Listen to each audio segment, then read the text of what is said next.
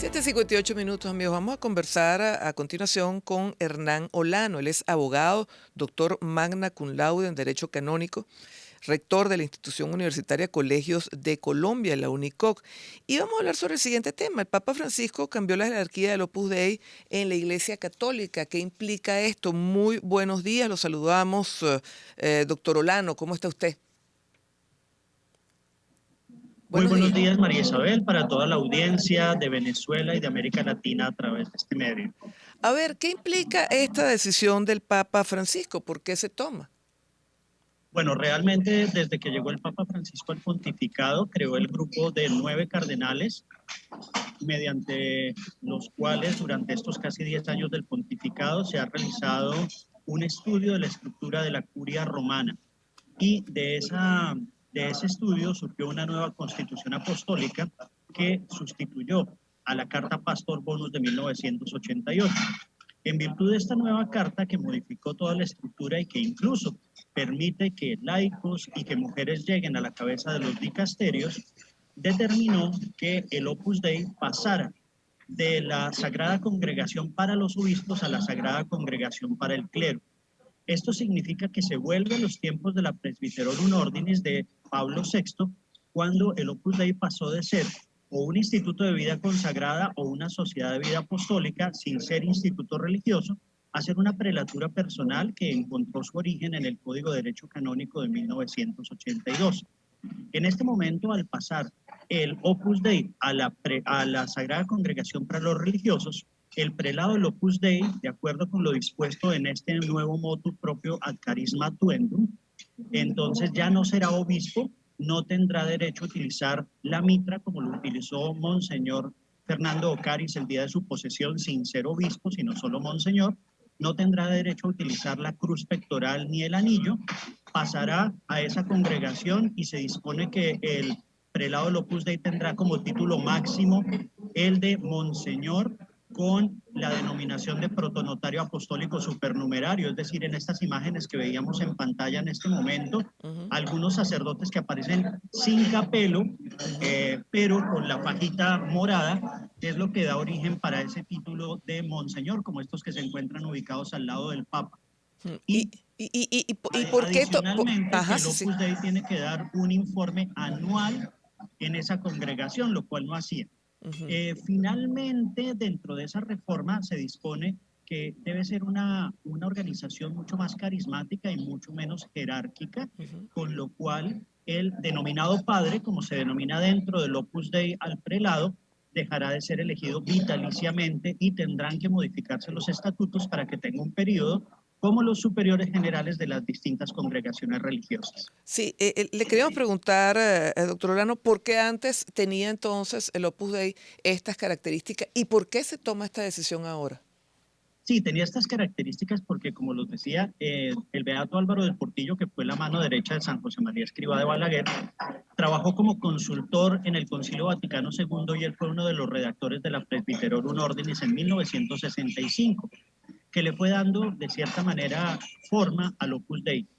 Durante el pontificado de Juan Pablo II, desde 1978, se vino trabajando ya los ajustes de lo que sería el Código de Derecho Canónico, expedido el 25 de enero de 1983. En ese Código de Derecho Canónico se crearon las denominadas prelaturas personales. La única prelatura personal de la Iglesia Católica es el Opus Dei, entonces con esta modificación pasa de tener, digamos, un nivel frente a los demás obispos, 5.500 que hay en el mundo, a tener un estatus como cualquier otra comunidad religiosa dentro de la Sagrada Congregación para el clero. Vemos que Francisco ha tomado pues algunas decisiones interesantes, ¿no? Sin embargo, pues aún quedan muchas reformas que algunos le piden a la Iglesia Católica, todo el tema del celibato, todo el tema de la posibilidad de ordenación de las mujeres. ¿Esto será posible a futuro? Pues realmente el celibato aplica únicamente dentro del rito occidental, porque en el rito oriental, como ustedes saben, algunos obispos son casados y sacerdotes. En otros de los ritos dentro de la Iglesia Católica, Se permite, por ejemplo, que sean casados algunos de los sacerdotes, pero no cuando llegan a ser obispos. Ujú. Ah, Entonces, sí. es un Fíjese, tema que de no pronto tendrá conocía, que no cono- ampliarse en algún momento, precisamente porque el obispo es el esposo de la iglesia, tanto Ujú, así que el anillo del obispo se llama esposa, ujú. porque está casado con su diócesis. Mientras que el sacerdote, pues a veces, desafortunadamente, y yo como canonista que llevo algunos casos penales canónicos, aparte de las causas de nulidad matrimonial, encontramos una sinvergüencería, como decimos en Colombia, de Ujú. algunos sacerdotes. Sí, no conocía que dentro del mundo occidental había sacerdotes que les permitían casarse, pero pudiera extenderse esta medida, ¿no? Claro, pudiera extenderse así como lo hizo también con la nueva designación de algunas mujeres dentro de los dicasterios de la curia romana. Ujú. Este es un proceso de modernización y ¿Y descentralización que se ha propuesto el Papa qué Francisco. implica esta participación de la mujer? ¿Hasta qué punto puede Pues llegar? Porque mujeres mira, sacerdotes pareciera que hasta allí no se va a llegar. digamos, volvamos a la raíz del cristianismo. Es tan importante la presencia de la mujer en la iglesia que hasta Dios tuvo madre, la Virgen María. Mm. Entonces, eso no se puede negar, es algo de especial trascendencia dentro de la iglesia católica y el Papa Francisco ha querido desarrollar. Sí. Ahora, dentro del esquema que estamos viendo, ¿pudiera decirse que el Papa Francisco quiere horizontalizar la jerarquía?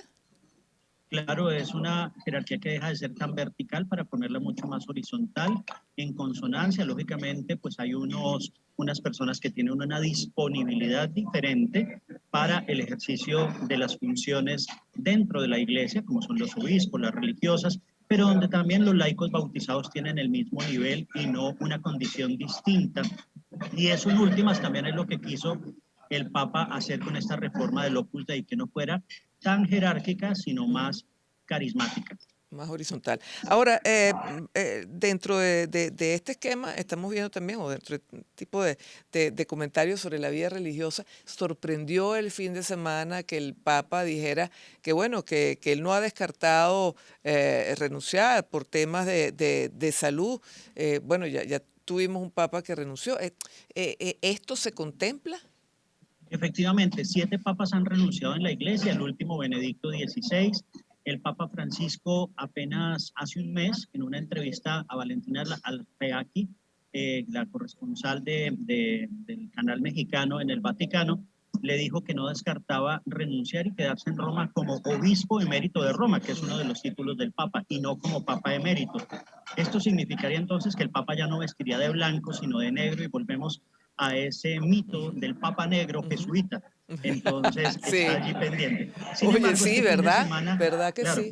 efectivamente, sin embargo, este fin de semana, su regreso de Canadá, el Papa dijo que no descartaba la posibilidad.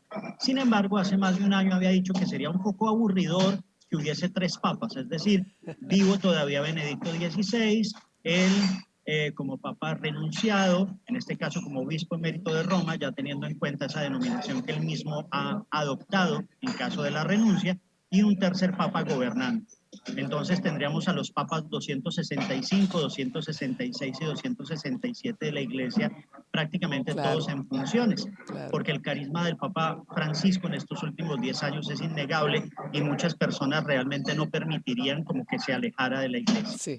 Hernán, muchísimas gracias por haber estado aquí con nosotros. Era el doctor Hernán Olano, doctor en Magna Cum Laude en Derecho Canónico y rector de la Institución Universitaria de Colegios de Colombia. 8 7 minutos.